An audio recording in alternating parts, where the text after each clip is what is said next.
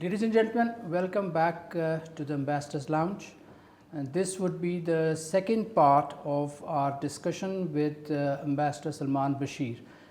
Joining me in this discussion are Ambassador Tariq Zamir and Ambassador Riaz Bukhari. Welcome, gentlemen. Thank you. Sir, coming to you. You had a huge experience in China. And it is generally believed in the Foreign Office that you have a very deep insight into the social system of China and their foreign policy.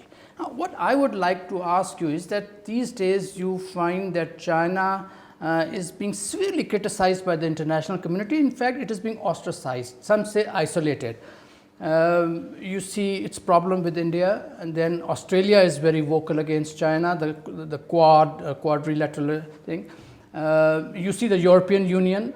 Even now, the ASEAN states, some of the ASEAN states are quite vocal in the criticism of China. Japan is there. It is because of, China's human rights, so-called, what they attribute to human rights record, then China's expansionism. Where is China heading, sir? Good question. I think we need to understand this with some degree of clarity here, especially in Pakistan. As you know, China has been a great friend of Pakistan, our most trusted, most reliable friend for plus 70 years. We will celebrate the 70th anniversary of our establishment of diplomatic relations on 21 of May 2021.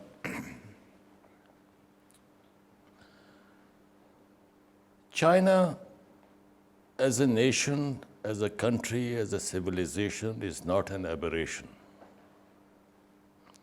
It has had a continuity of sorts. Those who say that China has expansionist, hegemonistic ambitions, I think they don't even know the basics about Chinese history. Chinese have never transcended their cultural confines. The Chinese have become the standard bearers for the 21st century world. You see, if you look at it deeply, the Chinese viewpoint on global affairs, just take simple things. They talk of a community of shared destiny. A very simple phrase. They believe in it. When you talk of the Belt and the Road, which was called the One Belt, One Road, now the BRI, look at it deeply, there are plenty of principles stipulated in an official document dated, I think, 2015. Simply, voluntary participation, equal-footed partnerships, mutual benefit. These are the governing ideals or principles that define the Chinese approach to cooperation, not only between states, but between continents. When I was in China, and this was 2005 beginning, they talked in the think tanks about the New Silk Road, the Euro-Asia land bridge. Of course, the Shanghai Cooperation Organization had been established, but there was no BRI, no One Belt, One Road. It is only very recent that they have been able to conceptualize, articulate, and then present it to the world. I remember doing an article on One Belt, One Road some 3 years ago, and I forwarded that to my friend, Ambassador Cameron Munter of the United States, who was the president of the East-West Institute. And his one-line acknowledgement was that we have not even thought about it. I have attended meetings of the BRI prior to the BRI summits, where Ambassador Mark Grossman of the United States was present. And Mark Grossman and I were colleagues in the sense when I was the Foreign Secretary, he had replaced Richard Holbrooke. And he was the interlocutor with Pakistan. And he did an essay on the BRI which was rather positive. All this that we see in terms of the new narrative emanating from the United States against China is actually the work of the few or the many for their own reasons. The strategic establishment in DC knows only one thing. They have one experience, and that is of the Cold War. So all these people, they are writing and they are now propagating ideas in terms of the US-China, contestations, call it confrontation or whatever, in terms of the Soviet-US model. It does not apply to China. I personally believe that President Trump has had a much more clearer view of China. In November 2017, with the First Lady Melania, he toured China. And I remember very distinctly that he had very good words to say. He has been respectful of Xi Jinping. Now, politics apart, it's the American politics that play. The question of human rights in China is something like human rights in the Soviet Union. You can, when you talk to them, why don't you criticize the oppression of the Kashmiris by the Indians? They say, you don't talk about Xinjiang. I have been to Xinjiang plenty of times. I have stayed in Urumqi, I have transited through Urumqi, and I have not had the slightest sense that there is a problem. In fact, back in 2005, at that time, Zaman Mehdi, who is now Director General in the Foreign Office, Foreign Secretary's Office, he was a language trainee. No, sorry, that was Tahir Andrabi. He did an essay and submitted it to me on the Chinese plan for the development of the Western regions and indicating how many billions of dollars the Chinese will inject to the development of the Western regions of China. I have seen mosques in Xi'an, in Beijing, in other places, calling the Muslims for worship. I have seen no religious persecution in China. So that, I am sorry to interrupt, but that's something which the international media, the international commentators will not agree to, because they have come out with evidence that this thing is happening. Nevertheless, sir, you said that China wants equality of, and in the relationship equality, in development equality. That's what you said. Now, look at Sri Lanka. Sri Lanka lost its port. Look at Kenya is risking its port of Mombasa. Look at Zambia. At the moment, Africa, Chinese loan to Africa, it's around $150 billion. And they have the same worry. So, and they are talking about China's debt trap diplomacy.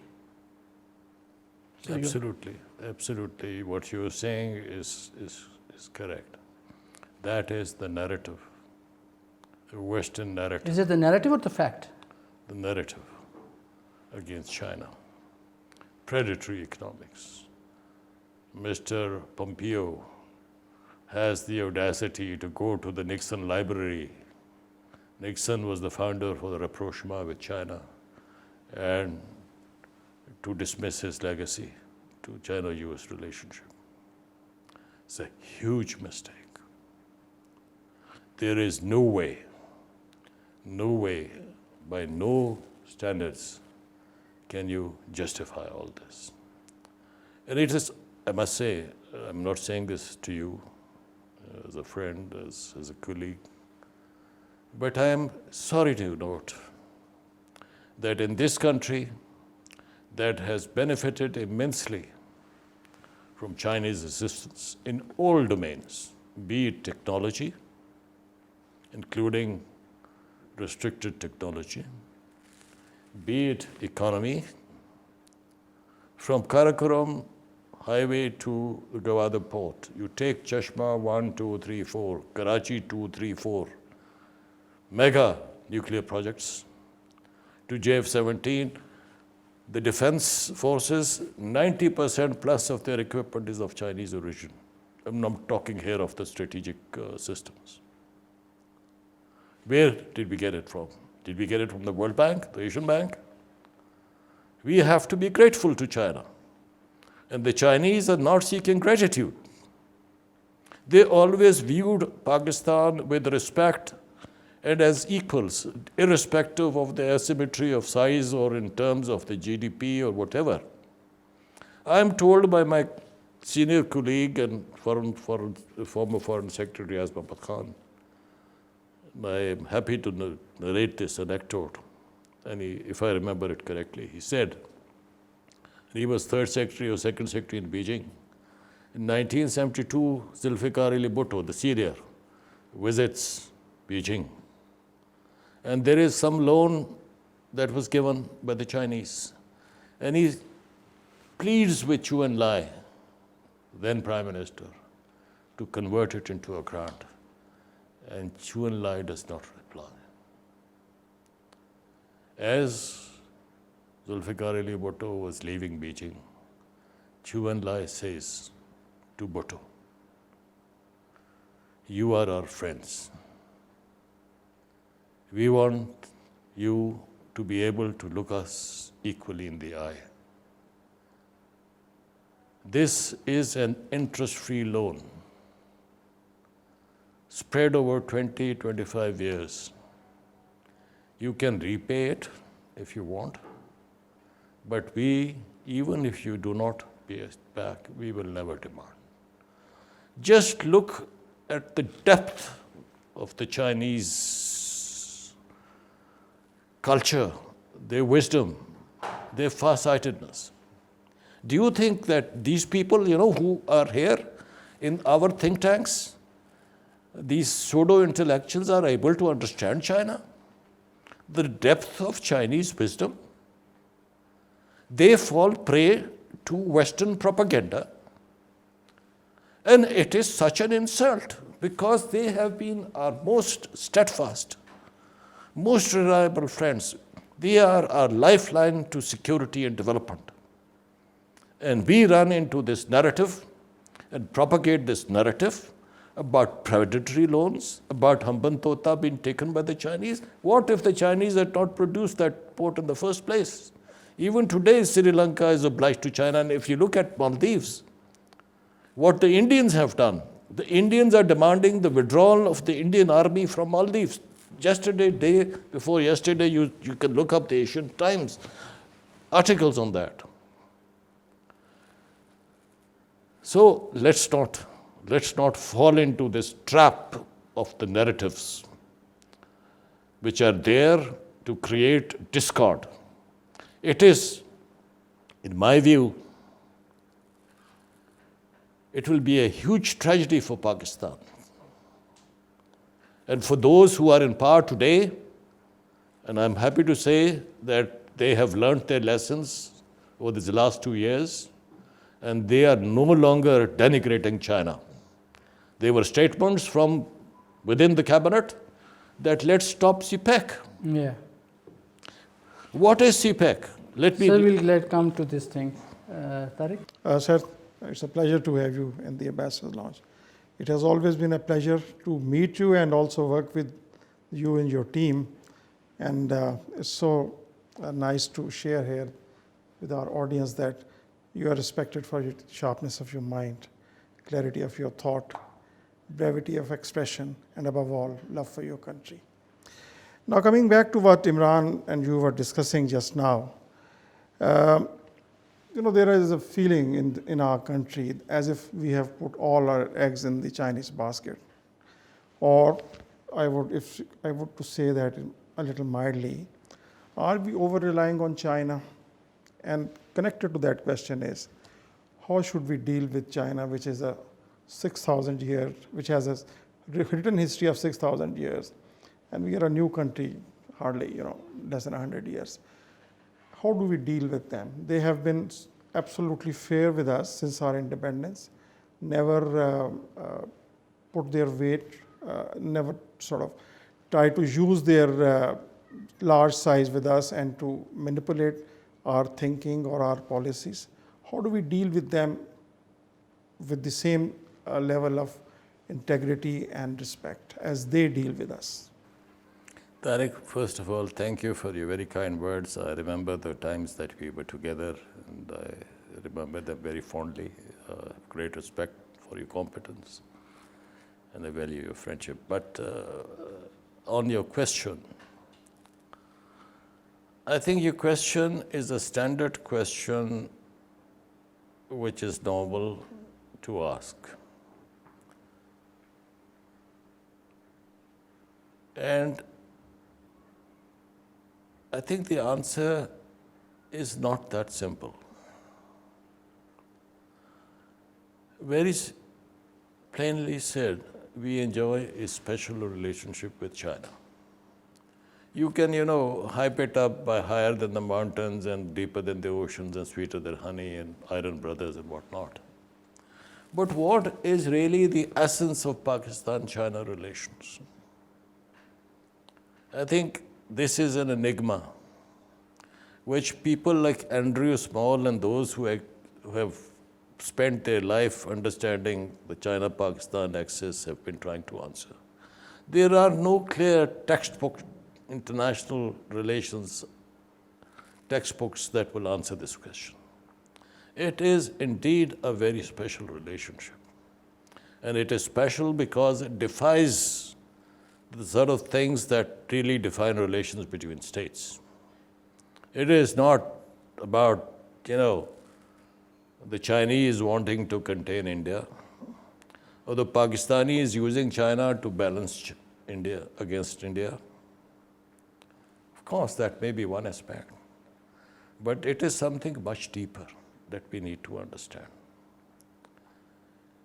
And of course, there is a history which goes back several thousands of years, starting with Fashian, the first Chinese recorded monk who traveled to the west somewhere in 300 BC and came to Taxila and Sawat. And do you know, and do we know, do the people of Pakistan know, that Buddhism that has spread all across Japan, Korea, Southeast Asia, traveled across the Himalayas from our region to these lands, and the Chinese landscape and the Pakistani landscape, Sawat, Pardan, all these Charsada areas are dotted with the Buddhist heritage. When they mixed with the Greek, the Gandhara, so to say. It goes long time ago. I remember as a child in Abbottabad, there was one shop, the Chinese boot house. I believe these boot houses existed in Rawalpindi and other places also. In college, we remember, visiting Chinese restaurants. So that was the sort of presence of Chinese in Pakistan who had opted to stay here, live here, work here.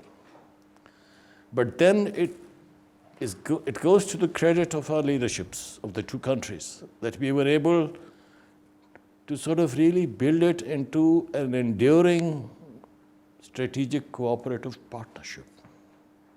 It is not directed against a third country. Those who think that CPEC is directed against India or any third country or the US are mistaken. They do not understand the ABC of Pakistan-China relationship. CPEC is not a corridor to China. Let me say it very plainly. When I was ambassador to China, I went there many times to say that let's make a feasibility of a railroad link to China across the Himalayas, the Karakoram. There were some studies that were done. One was done, I believe, by a German company. We talked of pipelines from Pakistan to China. All of there is a matter of record. CPEC is not that. It is not a corridor to China. There were three things that they always told me when I was in Beijing. They said, as a developing country, we think your requirements are three. One is you must have a modern infrastructure. Two, you must be self-sufficient in energy. And three is agriculture. You are a predominantly agricultural country. In these three areas, we are prepared to support, assist you all the way. Much before the CPEC thing, Gwadar, take Gwadar. Chinese were not interested in Gwadar. It was a request from President Musharraf to Chu Rongqi, the Premier of China. Please develop this port. And this was almost funded by the Chinese. And we made everything difficult for the Chinese workers in Gwadar. They wanted to go fishing and we said, you don't have permission to fish. There was no entertainment in Gwadar. On the Karakoram highway expansion, widening, they gave us a loan of $325 million, which was not utilized. And every time, there were the Chinese workers who were working on this KKH. My colleague at that time, Ambassador Riaz Muhammad Khan in Beijing, would call me and say, well, our people have now arrested the Chinese because they overstayed. There's this special thing, if you have special official passports, you can stay 30 days. And our people were indulging in extortion to just take money. That has been our conduct with the Chinese. Many hundreds were sacrificed their life to build the KKH. And enduring. When it came to the F-22P, there were two things that happened in 2005. March 15th, I land in Beijing. The first thing I do, it was all prepared, I sign the contract on behalf of the Pakistan Atomic Energy Commission for the Chashma 2 project. I'm happy now it's Chashma 3 and 4. It was completed before time. The second, Shahid Karimullah Admiral, the Chief of Naval Staff, visits in April. And I accompany him to the signing ceremony of the F-22P frigates. 4 frigates, 2 to be built at the Hudong shipyard in Shanghai, 2 in Pakistan. I was there at the sea launching ceremony of the first frigate in Shanghai. And every time the Pakistan Navy team in Shanghai would come to me in Beijing and say, well, they have not provided a separate bathroom for the captain and there is not enough air conditioning for the captain's cabin. And I would say, don't worry. They will do what is good for them, and every time, whatever we wanted, they did. Then there was this thing about the railway locomotives. Our people in the media, we are a democratic country, so anybody can say anything. And we started to criticize China that they supplied us with defective locomotives. And in the Chinese Foreign Ministry, the Chinese Vice Foreign Minister tells me, Ambassador, we will give you what is the best that we have. And if it is not good enough for you, we will try to improve it. But in this country, in Pakistan, we speak a lot. We have this propensity to believe and to make propaganda and to believe in false propaganda and to score political points. Like we did. We made CPEC into a political football between parties. Exactly. Was that in our national interest? Is it still in our national interest? It's only then that when General Bajwa had to step in and to say, let's have the CPEC authority. Why? Because in this country, We simply do not have the ability to sift the reality and to sift what is in our interest from what is false. We fall prey to false propaganda. And what bigger disservice can you do to China, who has been your steadfast friends through the ages now, to fall into the international propaganda against China? So, okay, I think if I'm not wrong, you were talking of CPEC. CPEC started much before 2013, 2015. These concepts were developed when General Musharraf was in power. When I became the Foreign Secretary, and to full credit of President Asif Zardari, he would ask Brigadier Hilal, then became the Lieutenant General, would not, at the presidency, to lower a map and to say that this is the shortest route from China to the Arabian Sea. He contributed to the strategic thought. Of course, the government that succeeded Asif Zardari's government did the same. I remember Shahbaz Sharif. He was extremely excited about what is happening between Pakistan and China. And then we had the PTI government, which poured a cold water on CPEC, presumably because of political considerations. We got into this trap of the East route and the West route, not realizing that all of this was for Pakistan. But sir, in general, there has been a continuity in our relations with. I am happy to I agree with you. I am happy to say that that episode has come to an end. Yes, yes. Sir, let me thank you and welcome you to the lounge tonight. For the last, almost 40-45 minutes, I was thinking as if I was sitting in a meeting being chaired by you, and at that time you used to ask so many questions, but today it is our turn to ask you some questions. I hope you would not mind that. Sir, people are talking about, trade war between China and the United States. In the process, President Trump has approved some sanctions relating to trade and military. There is a thinking in the United States that Chinese development has been, there because of some loss to the US interest. But on the other hand, China has taken out almost more than 800 million out of the abject poverty.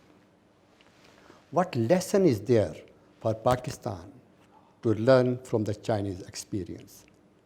A. B.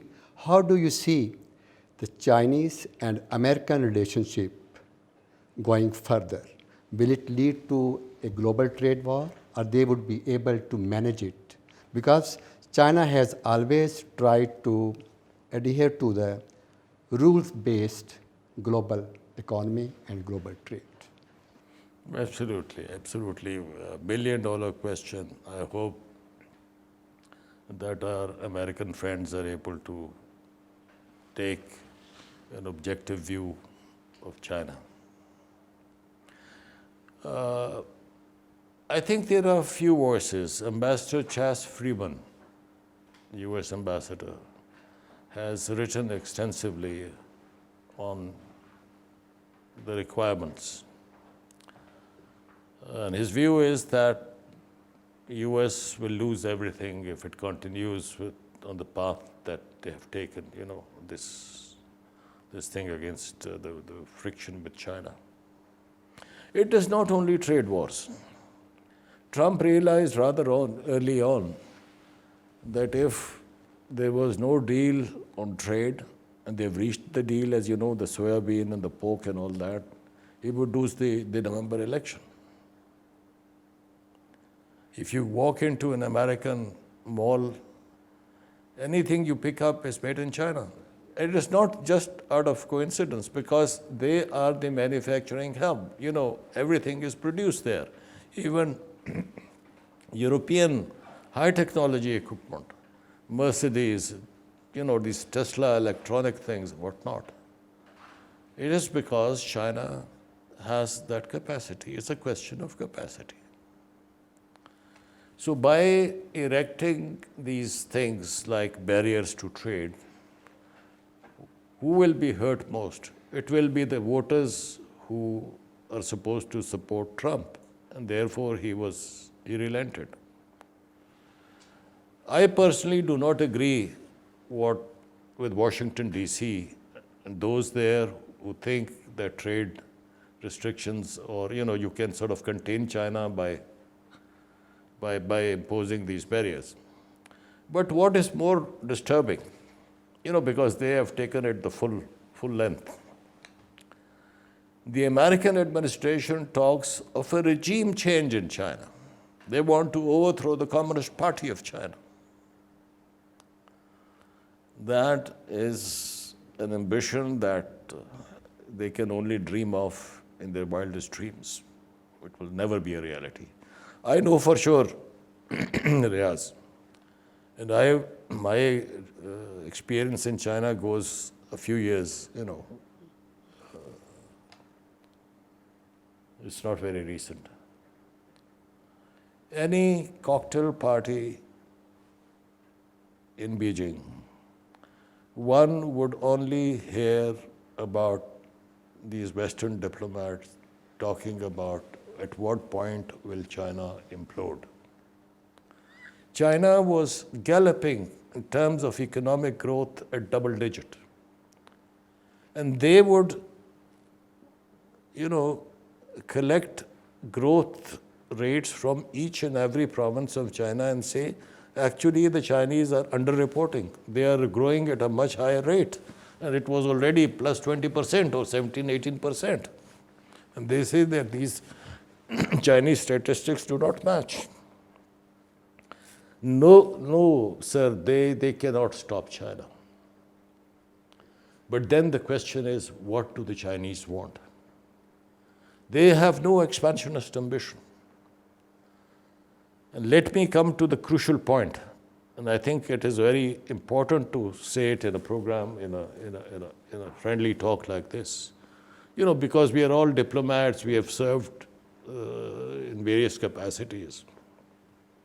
We know the strategic notions that impel countries to take certain positions. The choice, and let me say it very plainly, for the US, and it is for them to decide. November 3 and after November 3, whether they want to reclaim global leadership, that's the Biden camp, or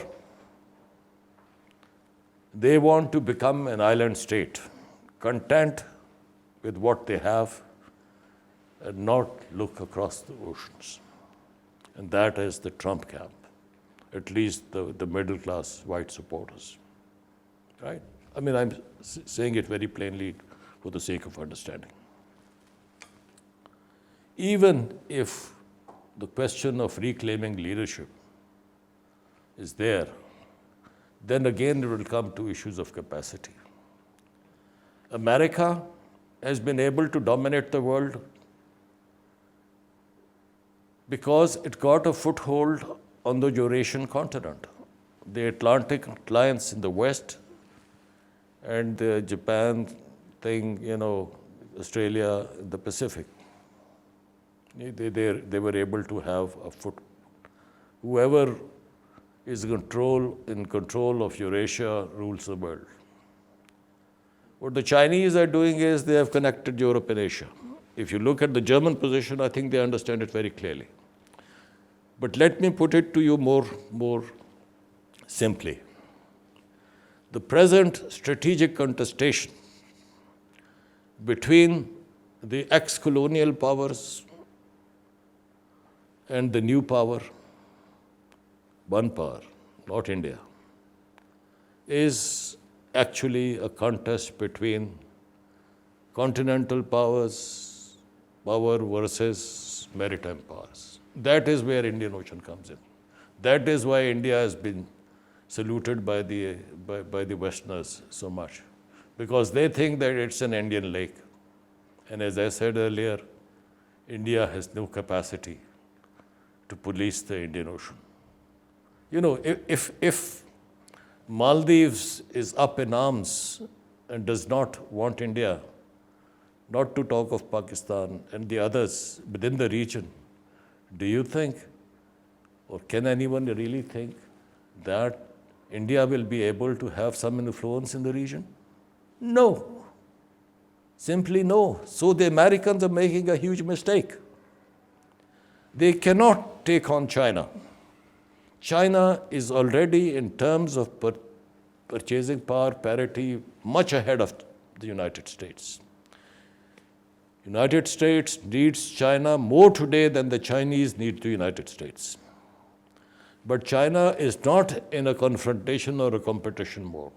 I know very well, because I know the ambassador, Sui Kai, their ambassador in Beijing. He was the DG for Asian Affairs when I was in Beijing, in America, in Washington, D.C.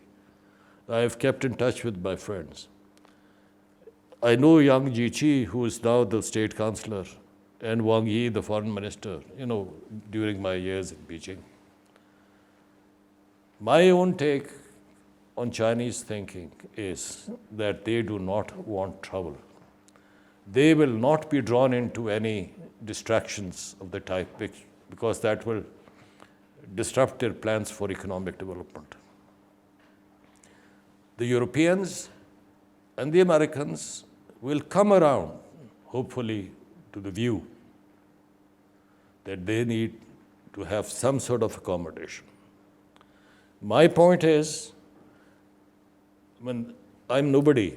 You have very senior people, Pompeo and American strategic establishment and whatnot, and people in London and other places.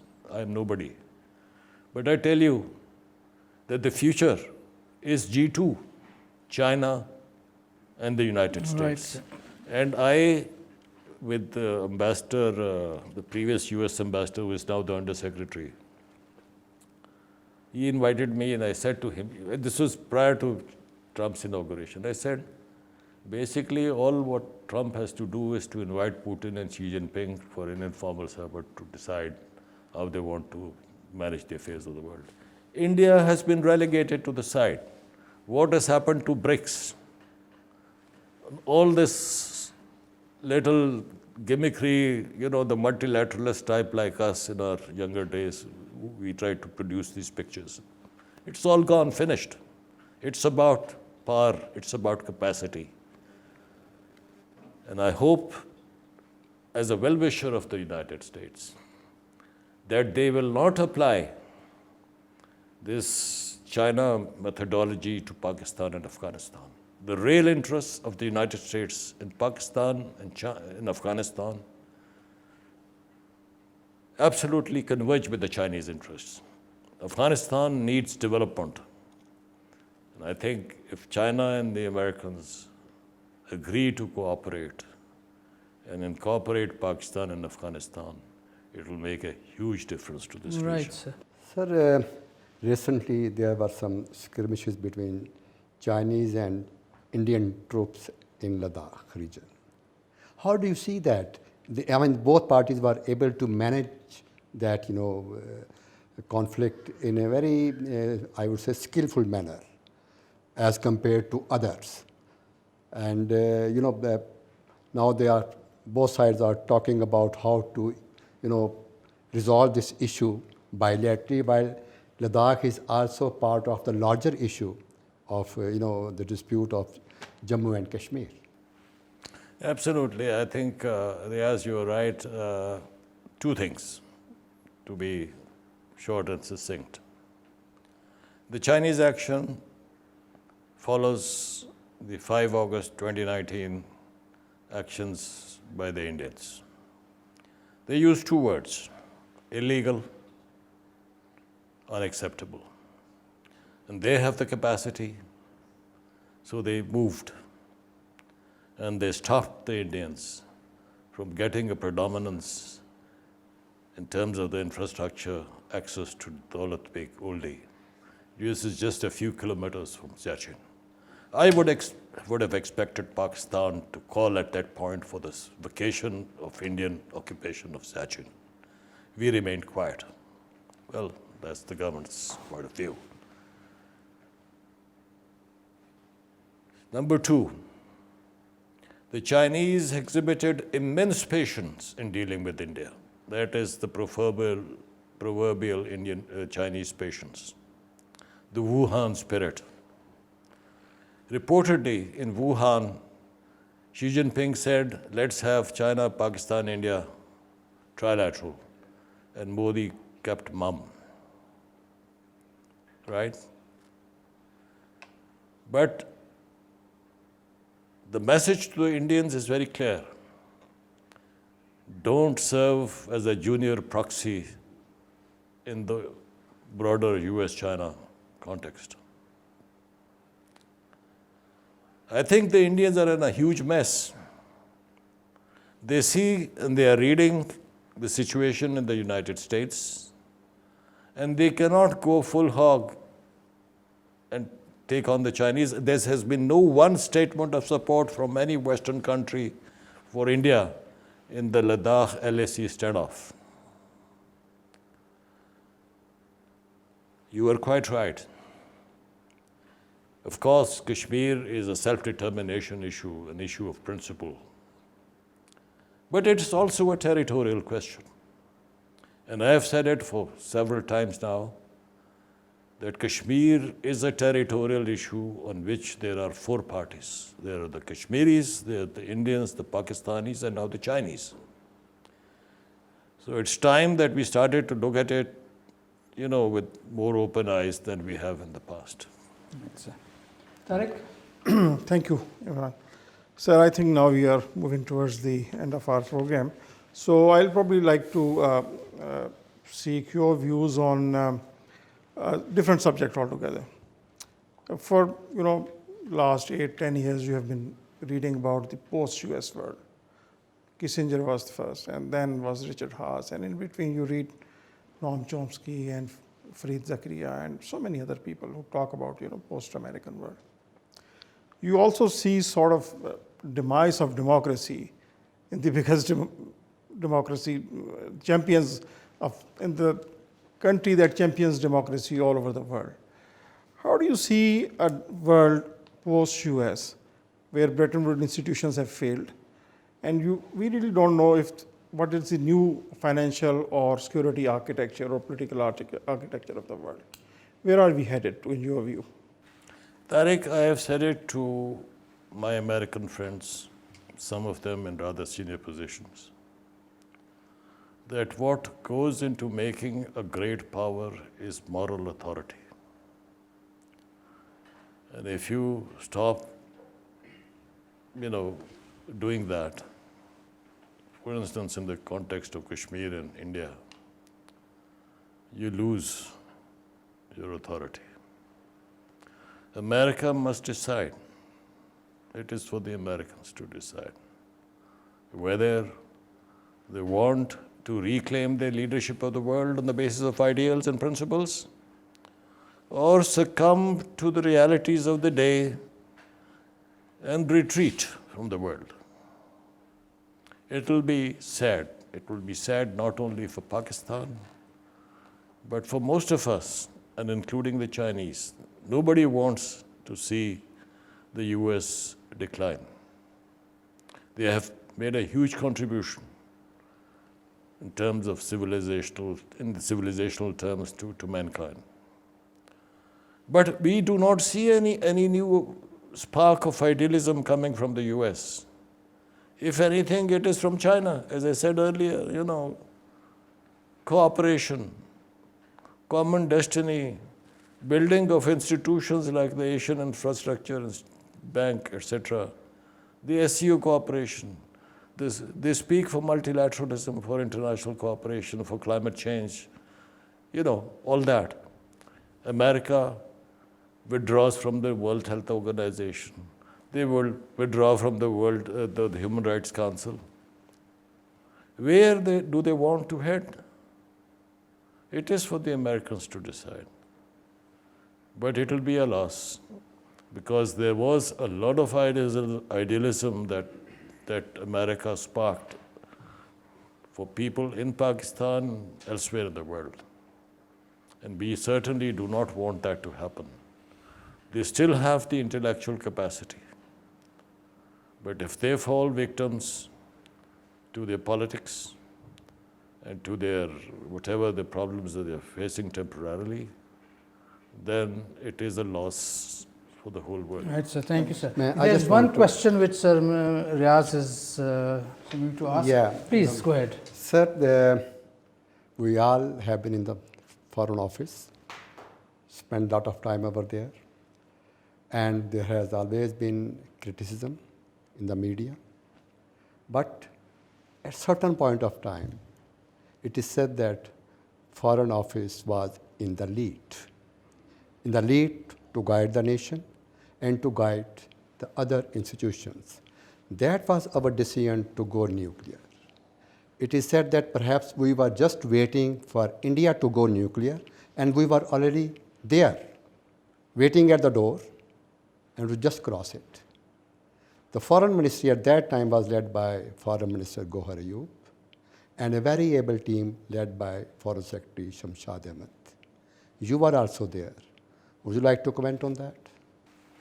Well, yes, I would certainly like to comment. I think the Foreign Office played absolutely the decisive role in our decision to test. And I personally remember several conversations with the Honorable Dr. A.Q. Khan, where he would say, the Indian horse is in the pasture, ours is in the stable, and we were looking for an opportunity, which came on the 11th of May. Of course, the Foreign Ministry, more than any other institution in Pakistan, steered that decision. And I think as somebody who was responsible for some of these things in the Foreign Ministry as Director General UN, I was happy to be a member of the team that contributed to this decision. Thank you, sir. Just one liner. If you were given a second opportunity, would you join the Foreign Service again? Well, absolutely yes. Thank you, sir. Ladies and gentlemen, thank you for watching this program. You heard the views of Ambassador Salman Bashir. He cleared us on a number of issues. So we learned quite a lot from your talk. Thank you very much for joining us. Ladies and gentlemen, we'll be back next week. Please subscribe to our channel. Thank you very much, and Allah Hafiz.